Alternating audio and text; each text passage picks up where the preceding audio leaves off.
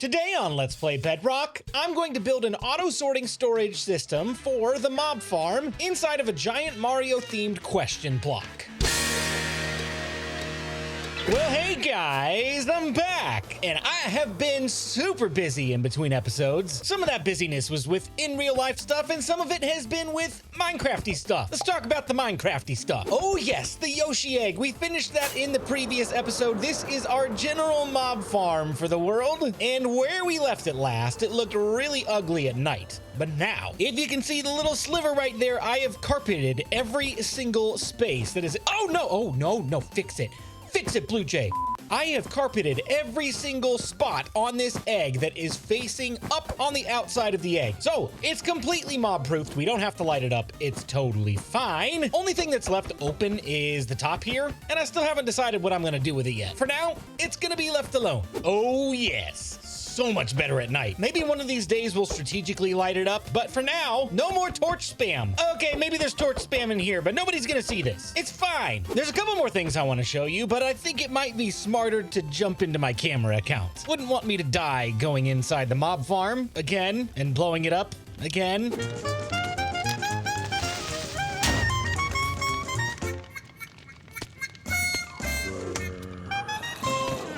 That totally didn't happen. I've got a couple of fixes I want to point out. In the flushing floor, you might notice there's a ton of smoke in here. In the previous episode, I think I said you only need campfires on two sides. I went ahead and put them on all four because it wasn't working out so well. And I lit all of the campfires again because that also wasn't working out so well. I had spiders climbing back up the drop chute and it was just bad. It was disaster. So we fixed it and now it's way better. The other problem I encountered was in this room right here. The flushing floor was getting way clogged with spiders because they weren't falling down the hole, and when they did fall down the hole, they were climbing back up. In order to avoid cloggage, I put some magma blocks in the corners, so if some spiders get stuck in here, they're gonna start pushing each other into the corners, and they're gonna die on the magma blocks. Definitely worth it to sacrifice a few XP to get this thing running smoothly. The other thing I didn't mention was in the very corners of every floor on the mob farm, we have a cobblestone block here. Originally, I had water there, but I kind of forgot when I made this last time, I had problems with mobs sticking in the corner right here because the water doesn't flow here. It just stays. That single block on every floor will prevent any mobs from getting stuck, and everything should be running a-okay now. The other thing I'll mention is I got a brand new shiny set of armor because I may or may not have lost my last pair of armor. No, it didn't happen, but I have a full decked out set of protection 4 armor, and it is fully enchanted. Amazing, and efficiency 5 on every single tool. Everything is a-okay and good to go. And because I got tired of flying back and forth, oh my goodness. Oh, thank goodness there's water here. Hey, look, a minecart. Is that my minecart that's supposed to be collecting materials? Nope, that must be the minecart that fell when I blew up the farm the first time. I mean, when I didn't blow up the farm the first time. Hey, where'd this minecart come from? Anyway, back to what I was saying. I was getting tired of flying all the way back to the jungle to enchant my stuff after I got my enchantment points. So I set up a temporary, maybe not so temporary, I might keep this here, enchanting setup. I really want to set a goal to get every single protection type on a unique set of armor. I want every armor in the game, especially fire protection, because lava and stuff. All right, there's my shulker box full of yellow wool. And do I have more? Oh, yes, I do.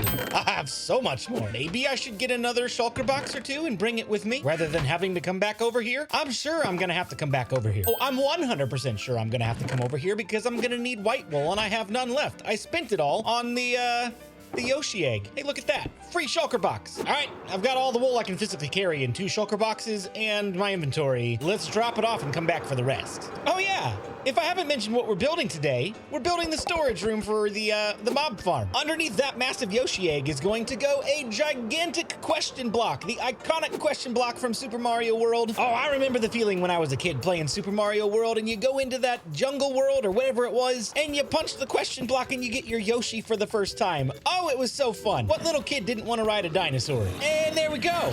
Between those 2 shulkers full of yellow wool and that double chest not quite full of yellow wool, that's all the yellow wool we have. Right here is the center of this section of the Yoshi egg. We got 1, 2 blocks on this side and 1, 2 blocks on that side. And from the outer edge, I'm gonna go ahead and place a block right there and pillar out with some dirt. And I'm just gonna count out 15 blocks in this direction. And 15. That doesn't include this block right here. So if we're counting that, it's actually 16, but from the corner, from the edge, is 1, 2, 3, and then all the way down to 15. I'm gonna repeat that there, and there. I know you can't see it over there behind the mob farm, but trust me, there's a 4th line over there. 1, 2, 3, 4, done. And I'm gonna take a block right here and a block right here, and then we'll break that one back out. And then I'm gonna stand on top of this block right here and mark down the Y coordinate, which is that 206, 207 number you see going up and down right there on the top left corner of the screen. 206 is the number. We need to make sure to go 54 blocks down because we're gonna start building from the bottom up. It'll be way easier to do it that way. So 54 blocks down should be right here. It was a weird lighting bug. So I'm just gonna go ahead and confirm, just to be certain before we start building this out, we should have 10 blocks of dirt left by the time we get to the top because math is easy. Uh-oh, that's 54 blocks right there. Okay, math is hard. This is why you always double check before you start your massive builds. Easier to make this mistake now than to make it later and then have to fix it all. Okay, now we should have 10 blocks left over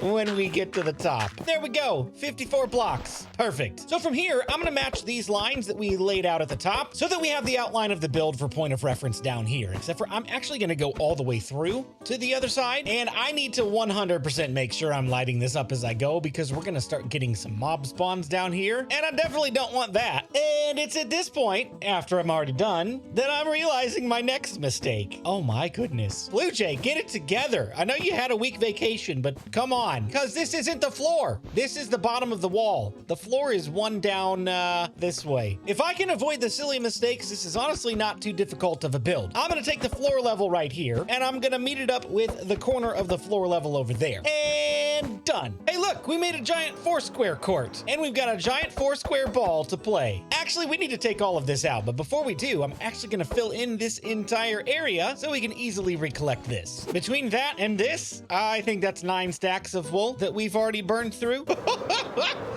This is gonna take so much wool. I'm scared. Oh no, it wasn't 9, it was 10. 10 stacks of wool. With the bottom part of the question block complete, I'm gonna start working on the outer walls, and we're gonna do them layer by layer. But one thing I want you to take note of is the corner. We're actually gonna go right here like this, and then right there like that before we go around. And then as we build up the next layer, we're actually gonna bring forward so that it meets in the corner like this. Now, if we look at it a little bit farther away, we get a sense that that corner is actually a little bit rounded off. It's not quite selling the effect just yet because it's just that little spot right there. But if you look at a real question block in the Super Mario graphics or the video game, the question blocks are actually rounded off. They're not perfect squares. So that's the effect we're gonna go for. Then from here, it's just a matter of taking this wall all the way up until it meets the top part of the wall, and then we can fill in the ceiling. It's gonna take a lot of work, so I'll see you when we run out of wool. And as promised, I told you guys I'd meet you when we ran out of wool. That's all we got done. That's like maybe a quarter of the box. A third if we're being generous, but I don't think so. So, for the first time ever in my history of playing Minecraft, I can honestly say I have just enchanted a pair of shears. There's gotta be something seriously wrong with that. Enchanted shears or not, I'm coming for you, sheep. After a ton of sheep shearing and block building and question marking, we're done. I spent 4 hours on a live stream working on this, and it was only about 90% completed by the time the stream was over. This thing is huge. Okay, this might be one of the coolest things I've ever built, but never again. Never again will I try to tackle this large of a project without an automatic wool farm. I've been shearing sheep for days, but we'll do a quick fly around so you can see there's 1 and 2, 3, 4 question marks all the way around, even though we're probably never gonna see it from this side. Oh, we committed to the entire build. And I'm so glad I did. This looks so stinking cool. Now, I've got this little hole in the roof as a temporary entrance because there's nowhere else to go. yet. And the inside of the box, I mean, is impressive. It's large, but it doesn't look very good. Because of the amount of time spent on this, we're not gonna do any decorating in here today. It is all about just the storage system, and even at that, it's gonna be temporary because we're gonna revamp this place at some point. It's gonna be pretty cool, but let's at least get things sorted out so we can stop throwing away materials. Eventually, I foresee all of the storage kind of filling out this space down here and some really cool stuff going on up there, but for today, we're gonna kind of keep it limited to just that area right there. And the first thing I'm gonna do is I'm gonna break that chest and watch all of these materials just go down to the ground and despawn. That's right, I'm just gonna sit here for 5 minutes. Start your timers. What I'm actually gonna do is put a small platform down at this height right here, because like I said, we're gonna keep this storage area pretty contained for now until we have enough resources to really make use of this space. I'm also leaving enough vertical space that we can have 5 double chests of each item, and I'm gonna start laying them out on these blocks that I've put out on the sides of the platform. There is a method to this madness, and that method is each of these sections is going to correspond with a mob type. For example, skeletons drop many things. They drop bones and arrows and bows and armor, all sorts of stuff. The only things that I care about from a skeleton are the bones and arrows. So those will get sorted here. For mobs that have single drops like zombies drop rotten flesh. We'll put that there. And then creepers will have gunpowder over here. And then spiders will get spider eyes and string. At this time, I'm not going to make space for things like witch drops and pillager drops. Those are just going to go into the garbage. Again, when I get to revamping this storage system with something way bigger, we'll make room for that. With all of my double chests situated, I'm going to go ahead and put hoppers into the back of each of these double chests. Oh yes, I got to take the carpet out here. By the way, I carpeted this whole area to keep the mobs from spawning, so we don't have to worry too much about lighting. With all the double chests and hoppers set up, it's time to work on the sorting aspect of this, and this is not anything crazy new that you haven't seen before, but just in case you haven't seen it before, I'm going to show you how to sort things. If there's one thing you can count on, it's for BluJay to have some bird brains. Hi, this is future BluJay. I made a big mistake in the tutorial and didn't realize it until after the fact. So, we're gonna skip the tutorial, but don't worry, I still am gonna explain how this contraption works. Enjoy my reaction to being a bird brain. Oh no, I did something wrong. Oh no! Everything's going to the trash can. Hold up, what did I do wrong? Oh. Okay. BluJay made a big boo-boo. This block right here is powered, which means anything touching it is locked, including the item filter. There's an easy fix for this, but it's gonna require me to rip the whole thing down and raise it all up one level, which, thankfully, we have room for, just barely. What have I done? Okay, the redesign is complete. And since we don't have a tutorial for this, let me just tell you how it works. This hopper right here has a bunch of items in it. It has 4 item filters, and you should do exactly what it says to do. Subscribe. And it's got 41 of the item to be sorted. So this one, for example, is gunpowder. That one over there is spider eyes. That one's string, etc., etc. So item filters go on the hopper directly above the hopper, feeding into the first chest. This comparator will recognize that there are items in the hopper and light up. Then, because this is sending a signal through this block, these 3 redstone dust right here are at the exact signal strength to hold 41 items plus these 4. If another gunpowder happens to enter into this hopper, it will increase the strength of this signal enough to power this piston, which is not going to go anywhere because of that obsidian, and then it will depower this torch, which will take the power away from that block, unlocking this hopper, allowing 1 item to drop from the filter